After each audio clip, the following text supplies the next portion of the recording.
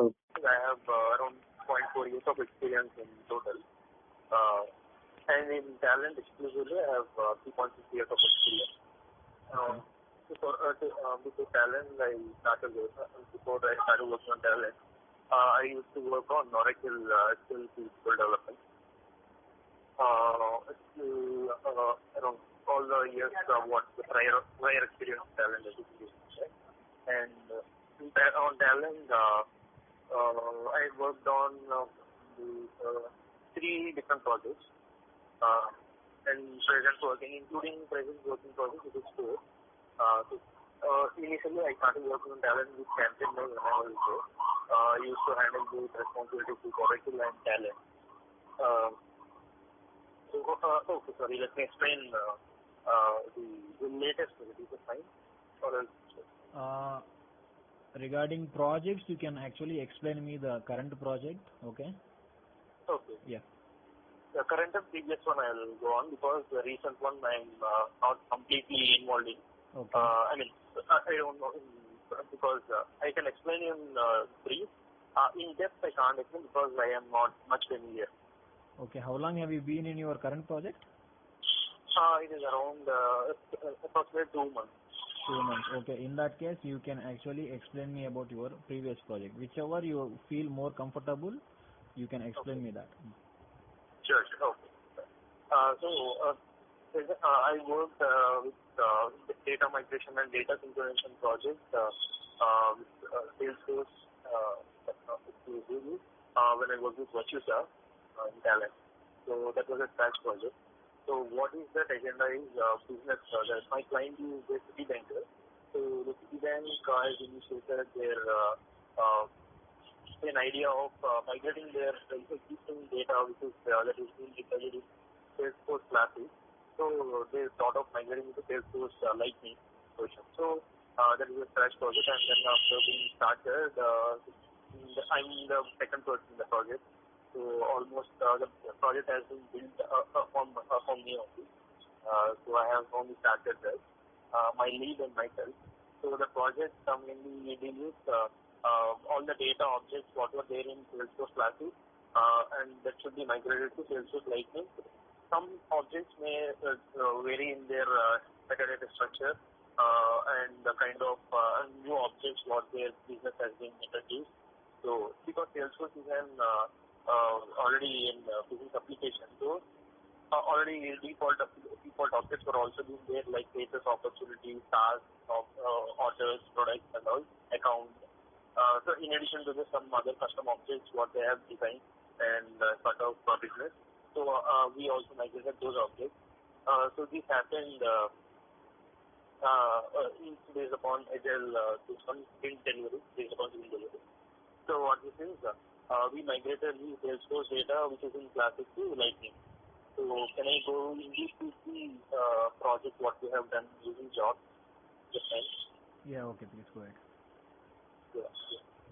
So what we have done is we mainly use Salesforce components in the project because one big thing is we can try loading this in different ways.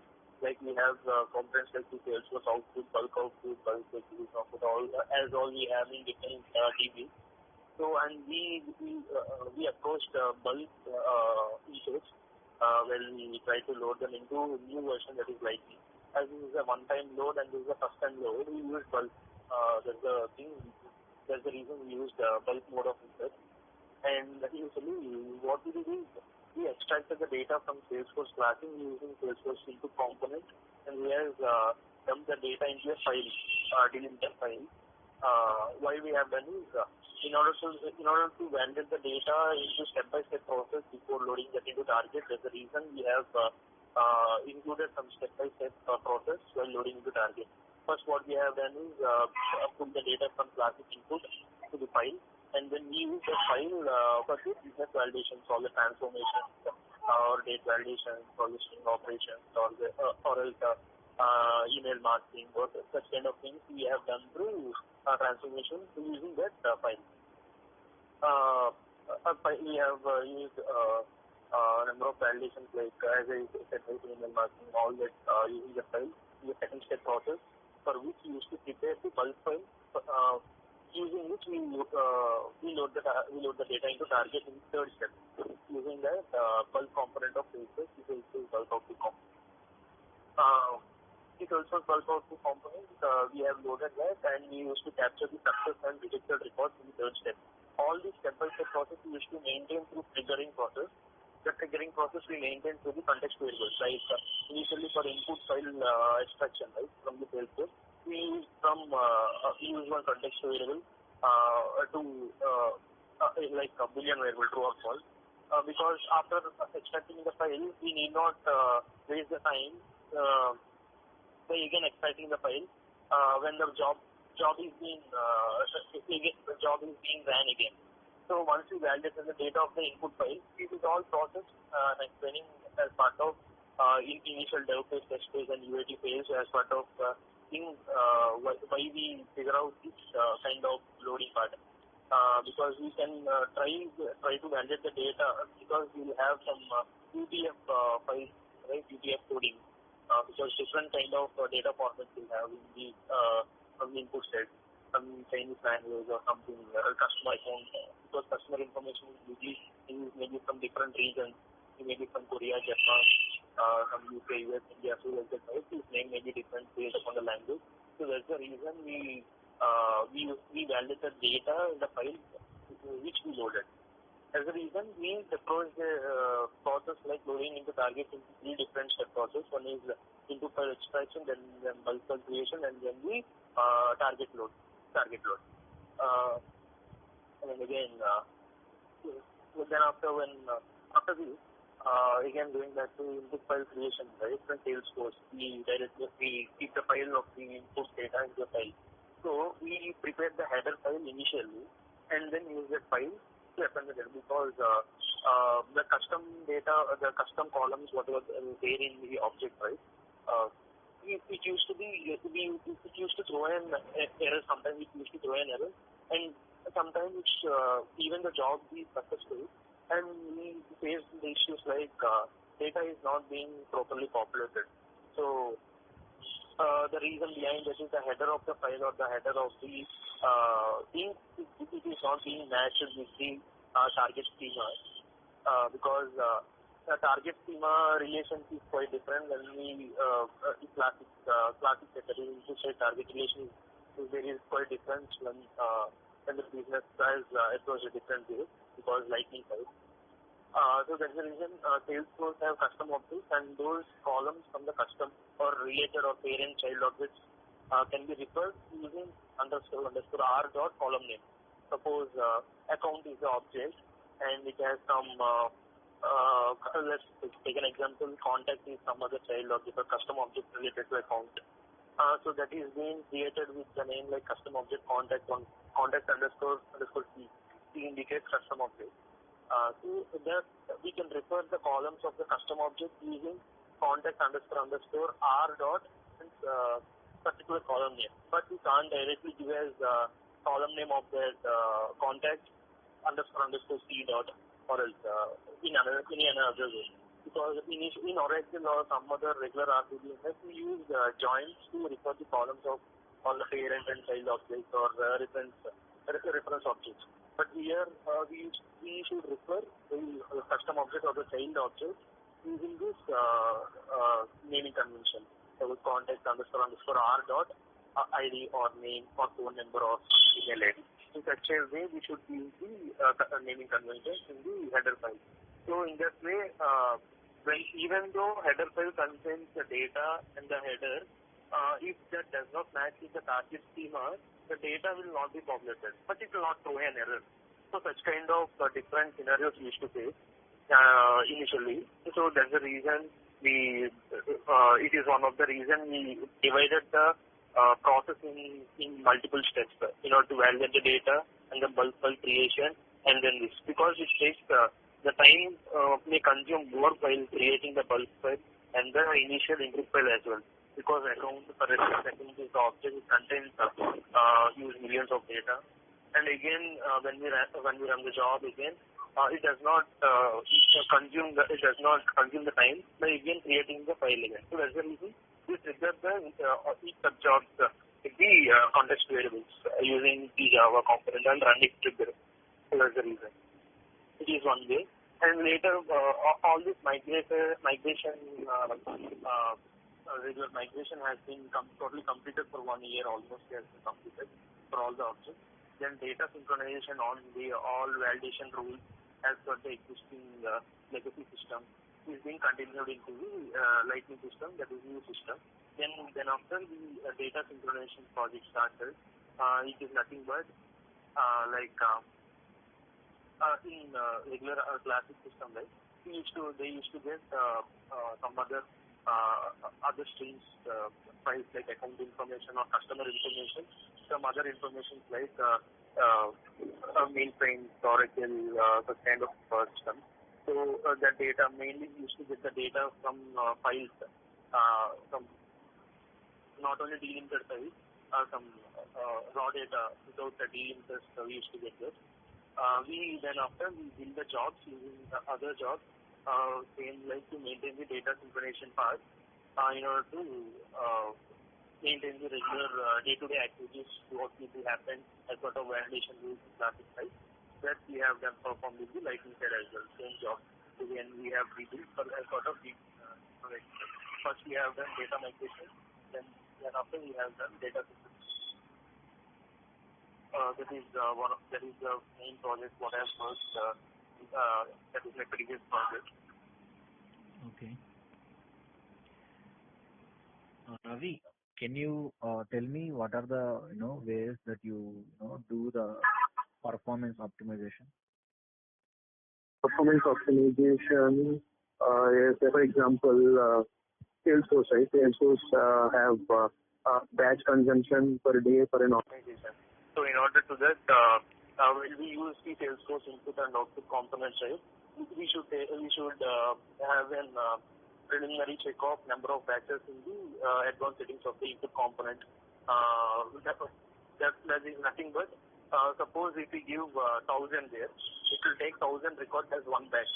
And suppose if we give less number there, 200 or 250, so 250 will consume one batch for 250 records. In that way, the number of batches will be consumed more and the burden on the Salesforce side will be increased. So that's the reason we used to give this developer role to maintain the batches count by consuming the data and figuring out the data it has. I mean, classified or table side or fraud data should assume, or you should acquire the metrics of the data metrics from the other teams, Salesforce teams, and that is his responsibility. That is to have that. That is one example. And we also maintain Oracle, right? So as part of Oracle, we should maintain commit levels and using cursors to extract the data while we load and extract the data from Oracle components and TMAP. In TMAP, we used disk level storage while performing joins and all. By looking the parallel with all the lookups at a time in order to resume the time performance, to increase the performance time, and okay. Another way. Ravi. Yes. You were telling me something about the use of cursors in Talend, right? How do you use cursors in Talend ETL tool? Not cursors. Oracle input component will be there. Okay. So in that we have some use cursor option in the advanced settings. That is what I mean. Like when we are extracting the data from the Oracle, suppose we have 1 million of data from the Oracle. Okay. If we try to extract the data from Oracle, it will take around 10 minutes of time, I assume. Okay. If we didn't set that properties. If you set that property, use cursor, and if you give 1 million or what is that component name which you are talking about? Settings, advanced settings of the Oracle. No, the component. I'm asking component name. Yes. Which component it is? Which Oracle? T Oracle. T Oracle? Input. Okay. So while giving your Oracle query in that component, you go to advanced setting and there you make sure the cursor is used, is it? Yeah, there will be an option called use cursor. You should check that component. Okay. And if you check that component, the text box will be enabled. Okay. And we can give the account there. So, I mean, it will extract that number of records at a time. Okay. So, do we have that option for, all the databases? Is it only for Oracle database, or do you have the same feature available in Talend for all the databases? I'm not much familiar with all databases. Okay. What are the databases which you have worked so far using the CTL tool? Yeah, Oracle is one, and Salesforce is right? For Salesforce, it will be different. It will be like number of batches and commit levels. Okay, what is the name of that Salesforce DB? Salesforce input component. Okay. So there we have number of batches. Because Salesforce process the data and records in the form of batches. So that's the reason we should use the batch count there. By figuring out the data and making the data, what volume of data will be there, and considering what volume of data will be crossed. Okay. So by figuring out that, based upon the other teams like the Salesforce team and all, right, so we'll know the exact data how for each and every object, what kind of object will have what kind of data, and what object is mostly hit by the customers or whatever the data object. So such kind of object, when we are trying to load or when we are trying to use that object, we should have a prior check with the number of batches, and we can give that in context variable itself. We can change the value of the number of batches or commit level in the context variable. So that will not be a problem. Okay. Did you ever get a chance to work on ELT operations in Talend? Sorry? ELT, extract, load, and transform. Yeah, in my present project, the ELT components. Oracle is a TELT Oracle input, TELT Oracle map, and TELT Oracle output. So, using ELT components only, we did the current project. I was being involved for the enhancement, and because the project was already being built when I was not there only. So when I was being here, so once I have observed all the jobs and all that, I came to know the agenda of the jobs and by the ELT components, and I have observed that. So what are the major advantages of using this ELT? So advantages is when target and sources of both same database or something, same schema, or same instance, some cloud instance. So then it is good to use ELT components. So we can directly load the data and we can do the transform then after by loading the data to target set. So, and one another thing is we cannot use any other component linked with this ELT component, because ELT components can be connected only to another ELT component. Suppose ELT Oracle input can be connected to Oracle map, but again the ELT Oracle map cannot be connected to DMap or DLoop or T-sort row or some kind of JKNV components what we usually use cannot be connected. So it is mainly used to the target. Did you try to connect it before? Yeah, I connected. So you are telling that we cannot do it? Yeah. Even I came to know by doing that only. Okay. And I tried to connect the ELT Oracle map to the DMap because I got a chance to optimize the Talend job. So at the time I tried to do that. I tried to iterate the query and iteration. So at the time I faced this issue. Okay. Do you think there is a way to make use of those components even when you are performing this ELT operation? I'm not sure. It may be there, it may not be there, because as per my experience, I tried to connect with the DMap and other components, but it didn't connect. So ELT component, even in the description of the ELT Oracle component, right, when you go through Talend help guide, even it was mentioned like ELT components can be connected to other ELT components. It was mentioned. Okay, and how do you sort the data? Sorry? How do you sort the data? Using T-sort row components. Okay, is there any other way other than using this T-sort row? Yeah, in TMAP itself, we can create one sequence while joining, right? After joining, we can create one sequence, and somewhere other after doing some transformation, we can sort using this sequence number. Okay. That is one way. Using query, we can normally initially when we are extracting results, we can use it. We can do that sorting. Okay. Ravi, can you tell me the differences between this on subjob okay and on component okay? On subjob okay is the one when we connect it to other subjob. So the other subjob will be executed unless until the other subjob what it is completed, the preceding job, unless until that preceding job is completed, there are other subjob will be not triggered. Whereas if we connected one component to other subjob like on component, okay, suppose we are into theoretical input to P file, suppose we have done 2 iterations, suppose with the subjob, and if suppose one we give on component FI of P file input simple, so the other subject will be executed once P file input operation has been completed. And suppose we give P subjob with it, unless until all iterations have been completed, the other subjob will not be executed. So here we can handle on subjob okay, non component okay.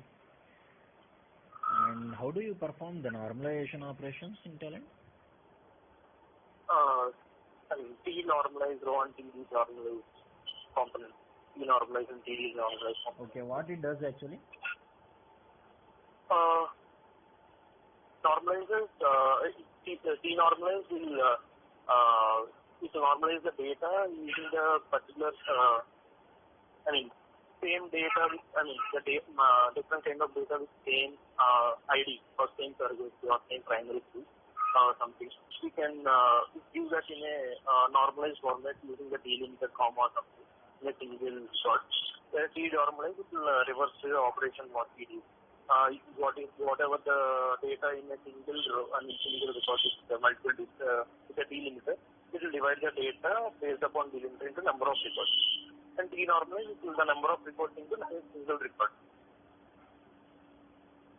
In that way, the perform. Okay. How many normalizations are there? I think there are different normalization forms, right? How many are there? In Oracle, yes, in Oracle, in particular with Oracle. In DB level? Yes.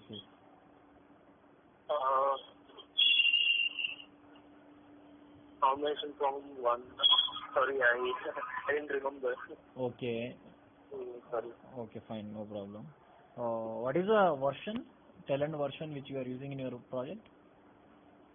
6.4 and 7.2 as well. We are thinking to migrate the existing code to 7.2. So we are doing some compatibility. 7.2 or 7.1? 7.2.1.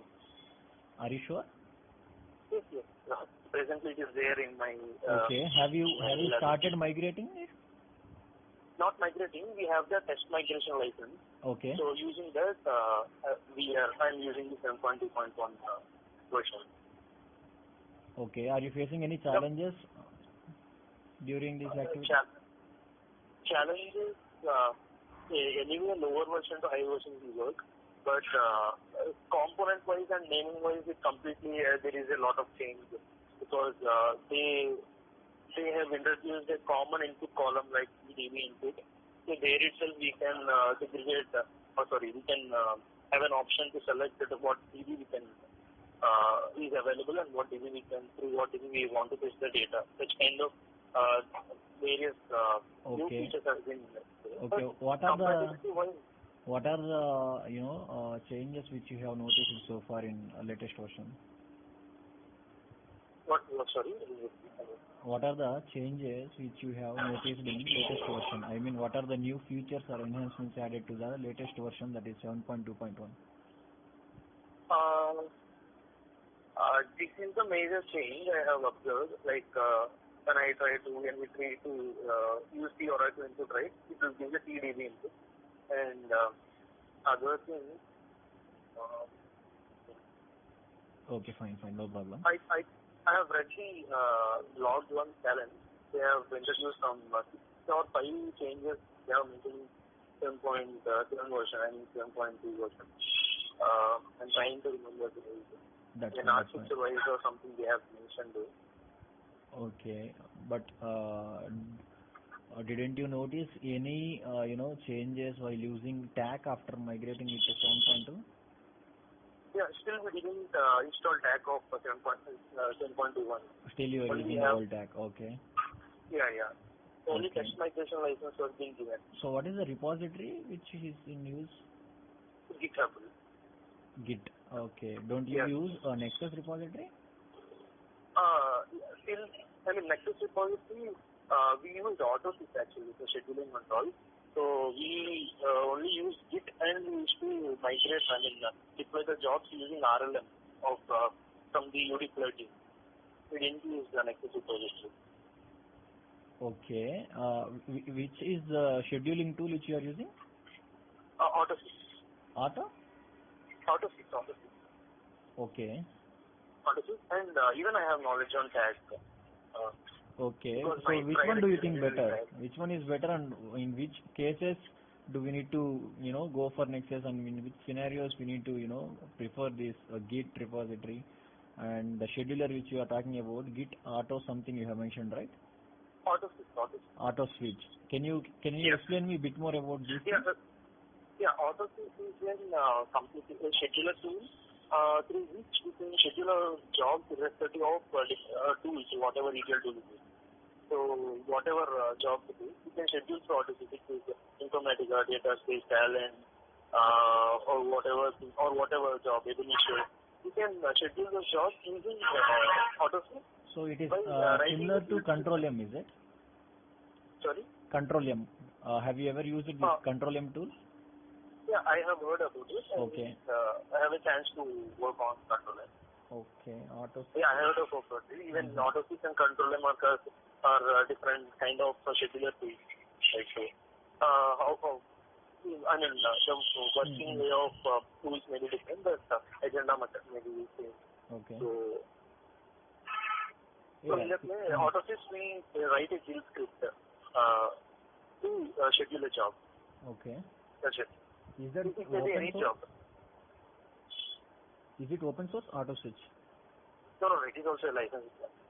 By the organization level, I have an idea I have is an organization have different kind of projects and different kind of ETL tools you may be handling with it, right? So that's the reason they may take a common scheduler license to which they can schedule the jobs. That's the reason, I guess.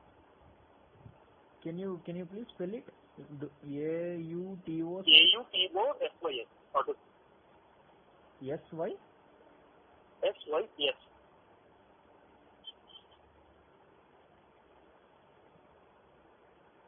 Auto system. Okay. Actually, it is a tool developed by what are the differences, which you have noticed between TAC and this particular scheduler?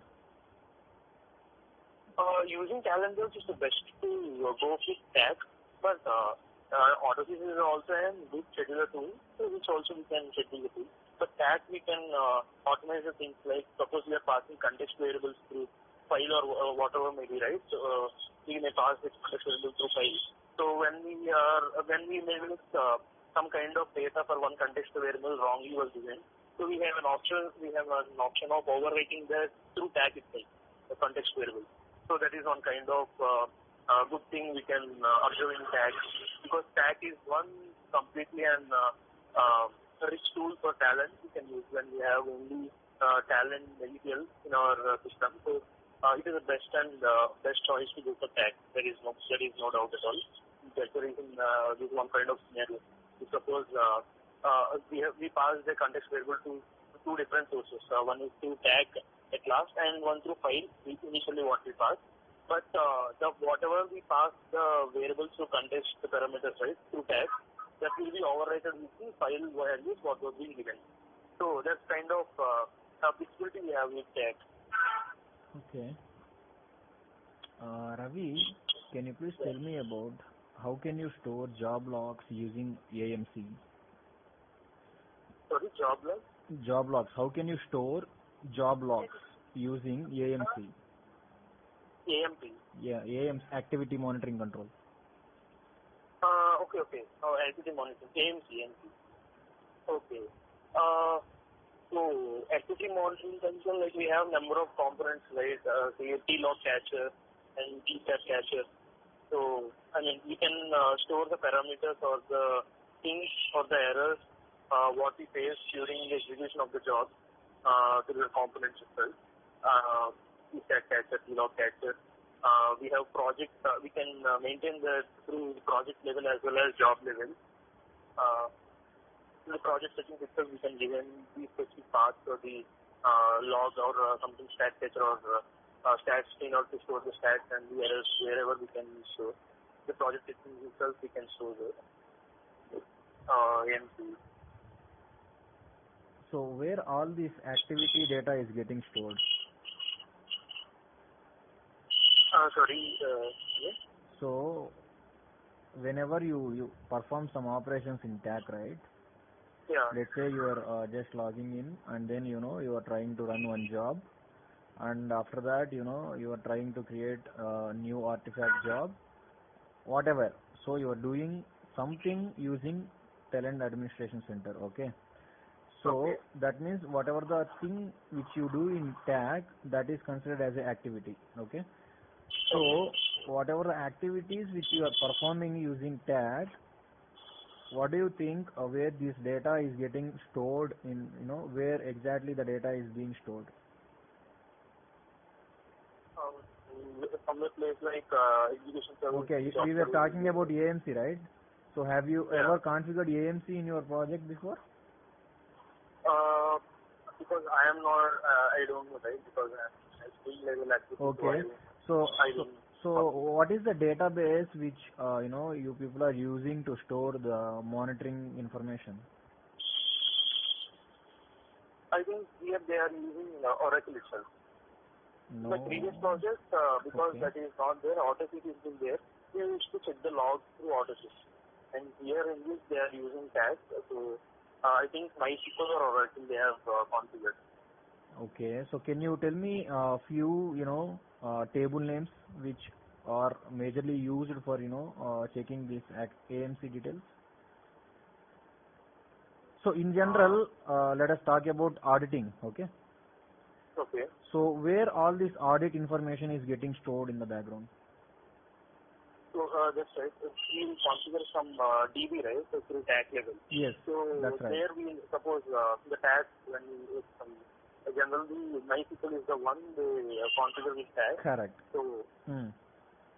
So in MySQL, can you? Yeah. Okay.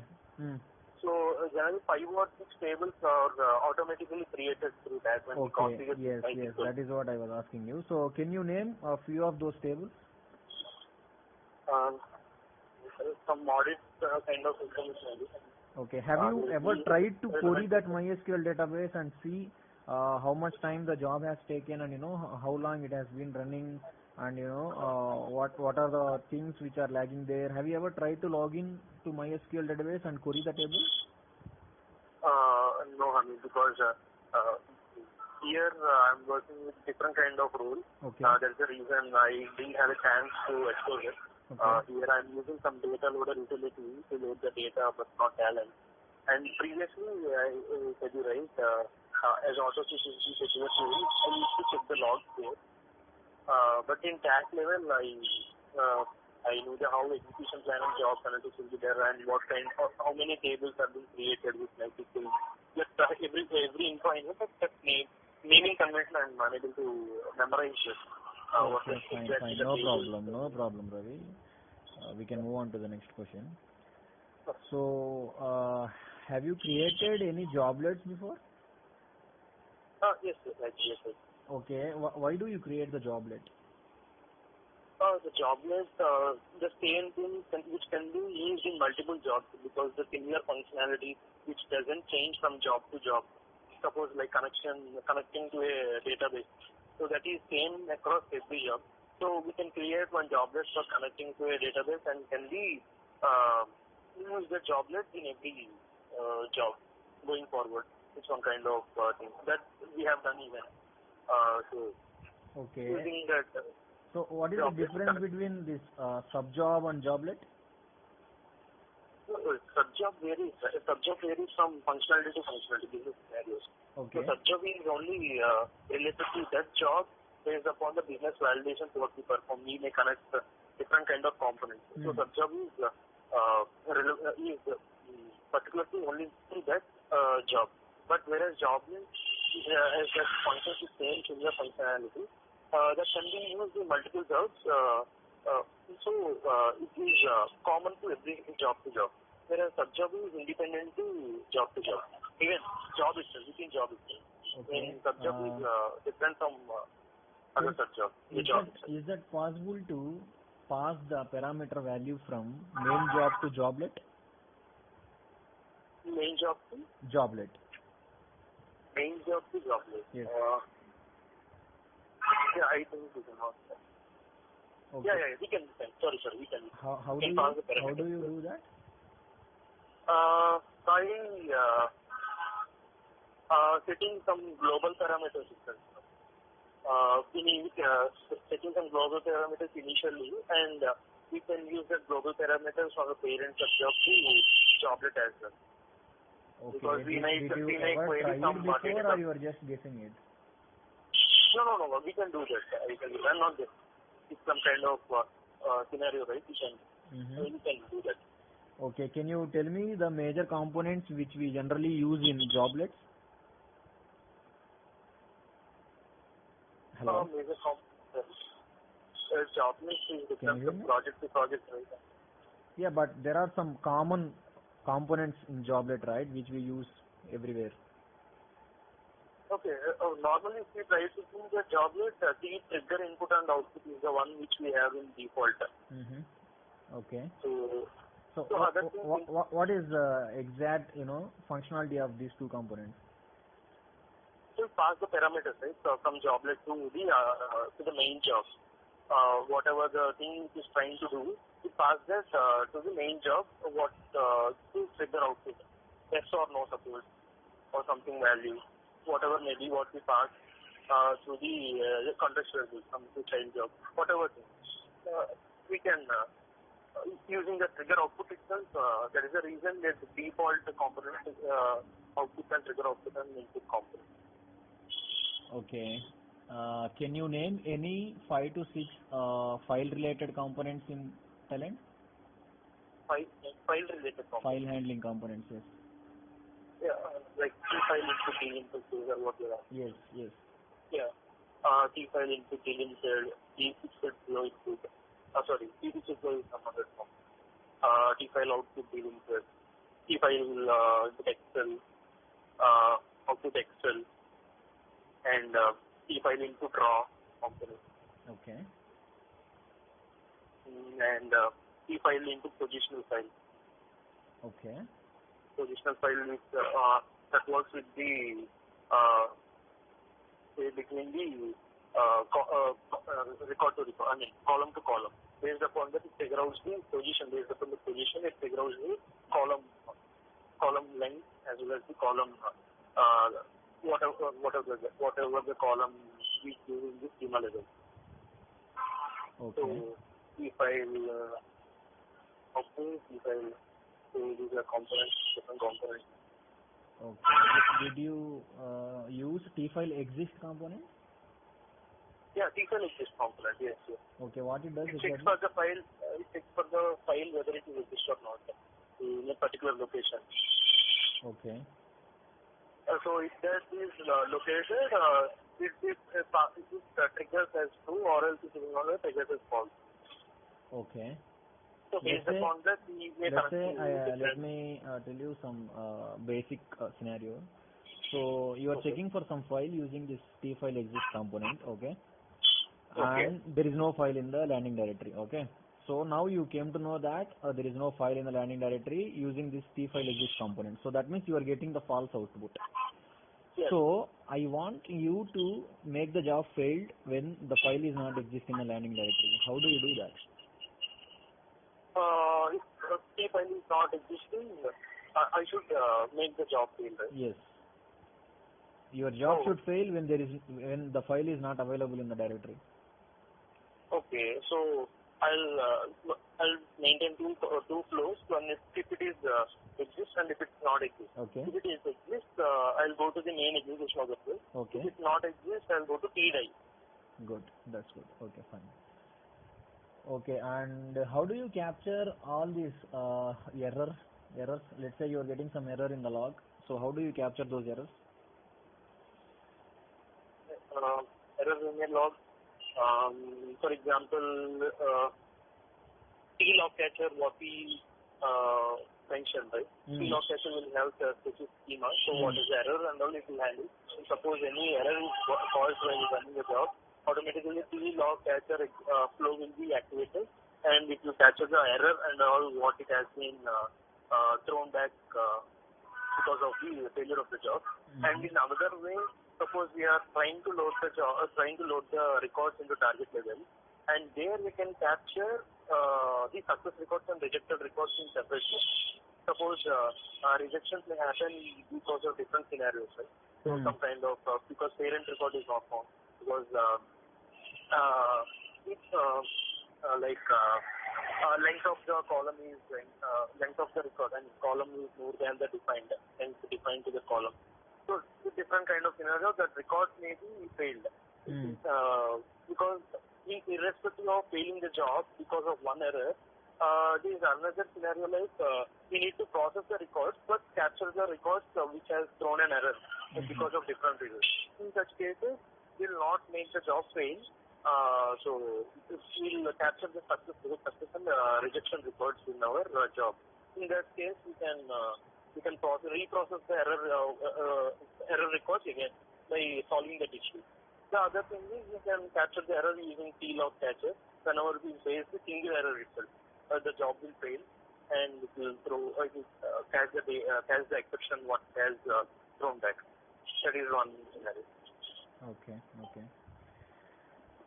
And have you ever written the custom code in Talend? I didn't write so in deep, but few lines of Java code we have tried to. I have done. Okay. For what kind of functionalities you have written the code before? Let's say you want to do something which is not there in Talend, which cannot be done using these Talend components, or the functionality which you need to be performed is not there exist in Talend ETL tool. So in that case, you will have to go for some Java components and write some custom code over there. So can you tell me what are the custom codes you have written before in your projects, and what are the things you have achieved by writing custom Java code? That kind of custom data I haven't written because which is not available in Talend, and that kind of code I haven't written. But the normal simple things like loops, and those things I have written using the Java components, right? Taking the value of the contextual and performing the other actions or iterating the context variable. And if suppose that value is not there, or the value is not being passed, the other loop should execute. So it's equals to loops. That thing I have written. And regarding what you have explained, I tried to do, but I am in POC mode. Still I'm in POC mode. What I am trying to do is passing some dynamic schema to a file. So that is one thing which I am currently exploring, because the dynamic schema presently, I think Talend cannot handle, because to a file, suppose I have a file, I should define the schema in the beginning itself, and I should do the operation, whatever the schema I have defined. So same schema data should be passed to the file. But I have doing some POC, so where I cannot do, where I can define the schema of the file dynamically. So that is the one presently I'm working. So that should be done through Java only. That is still I didn't face the success. So I'm still in doing investigation, and I'm doing some POC. Since one, I may face the success if any success. Okay. Because that is one I'm currently handling. I'm trying to do that POC, passing a dynamic schema to a file. Okay. That is mine. Okay. So, do you also handle full load and incremental loads in your project? Yes, full load and full load. Okay. Yes, similar thing I have said, data migration I have done the full load. Later, data synchronization for projects are incremental loads. All those are incremental loads. Okay. And have you ever implemented SCDs in Talend? Yeah, I have implemented. Yes. Okay, can you explain me what are the SCDs available? Can you just explain me about the different types of SCDs and how you have performed the SCD operations in Talend? Yeah, I've done STD type T is the one. So we have maintained some flag variable in order to check the history and the latest record what we pull the data from the legacy system.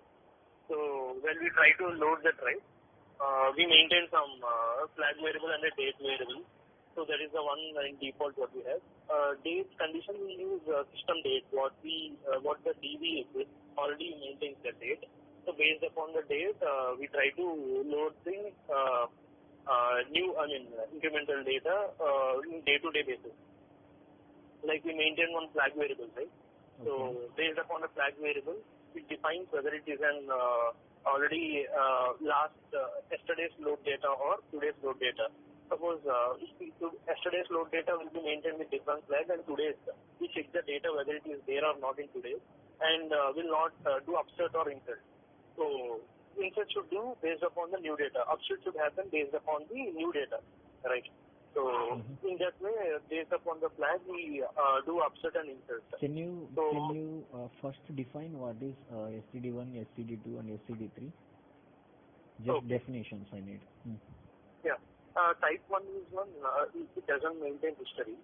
So type 2 is one thing, it can maintain history, lifelong and whatever it is. Right? Type 3 is one, it can maintain history up to 2 levels, only last 2 levels, but not complete history. So actually type 2 is the one which we prefer. So last 2 levels, in the sense? Actually type 2. No. STD type 1, you said like it won't maintain the historical data. It just keep updating the data which is available in the table. That is STD1. That is fine. STD2, you mentioned that it keeps the historical data and also it keep appending the new data to the existing table. That is also okay, fine. So STD3, coming to STD3, so can you tell me the difference between STD2 and STD3? Yeah, STD3 is like suppose I am presently in Hyderabad, so and my address is one thing today, and tomorrow I may change to, after 1 year I may change to another address. So STD type 3 will store the data for the last 2 transitions. Like last year I have changed, right? So it maintains the history record, and new address is again maintains that record. And suppose again after 1 year again I change to another address. So it maintains first address and second address and the present address.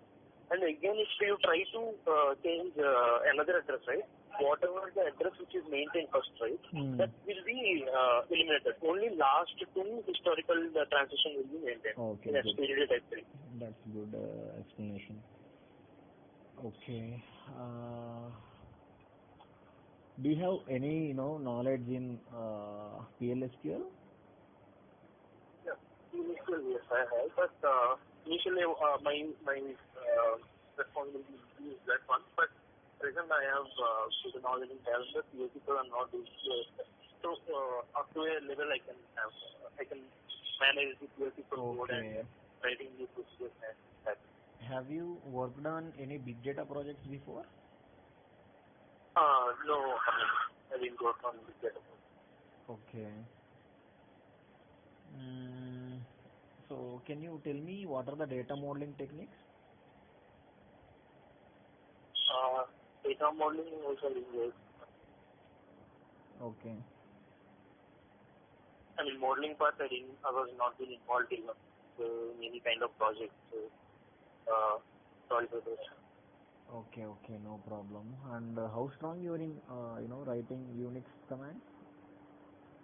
Yeah, Unix commands, I am good enough of managing to allow whatever the thing.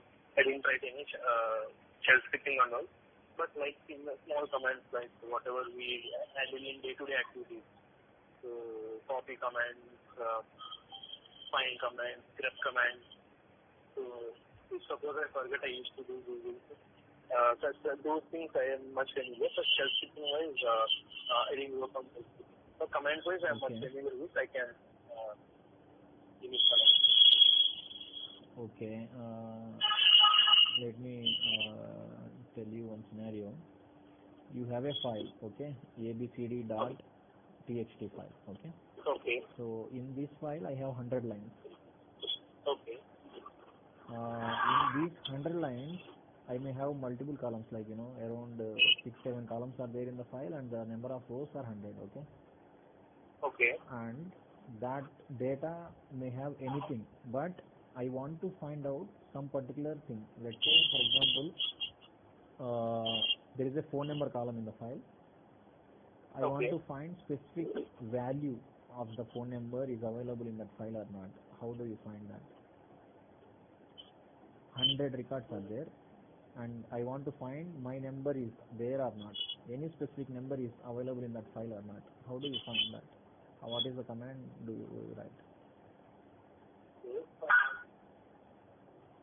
So I'll check with okay, if you're not sure, no problem. grep command, I think I can find it. Grep and so what is the use of grep command? To search the things, right? I mean, few things in a file. Okay, let's say for example, if you want to know what is the row number of that particular value in that file, how do you find the row number? Command, right? Yes, what is the command you write to find out the line number of that particular value? Okay, fine. Okay. And what are the basic commands which you use on daily basis? Unix commands? Yeah, like this one, like moving the file size, server location, and